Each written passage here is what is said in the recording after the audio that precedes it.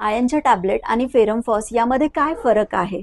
तर आम्ही आयन घेतोच की, आणि आयन अगदी 7-8 रुपयामध्ये गव्हर्मेंट हॉस्पिटलमध्ये अवेलेबल असतं. बट दॅट आयन तुम्हाला टेम्पररी तुमचं HBचं लेवल वाढवेल. तुम्ही मेडिसिन बंद केल्यानंतर 1 ते 2 महिन्यामध्ये तुमचं HB पुन्हा कमी होतो. माझ्याकडे असे खूप सारे पेशंट आहेत की ते प्रत्येक वर्षी 4 महिने 5 महिने आयनचे सप्लिमेंट घेतात.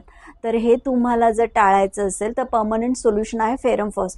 फेरमफॉस फक्त आयन रिजनरेट करत नाही किंवा फक्त टेम्पररी आयन किंवा हिमोग्लोबिन पुरवत नाही, तर फेरमफॉस तुम्हाला आयन रिजनरेट करण्यासाठी, तुमचं हिमोग्लोबिन परमनंटली वाढवण्यासाठी आणि कंटिन्युअसली बॉडीमध्ये त्याचं रिफॉर्मेशन होण्यासाठी मदत करतं. कारण आयन हा घटक असा आहे जो तुम्हाला रेग्युलर वर्कआउटमध्ये, जसं की तुम्ही कुकिंग करताय, कुठलेही एक्झर्शन करताय, तुम्हाला कंटिन्युअसली वापरात येतं.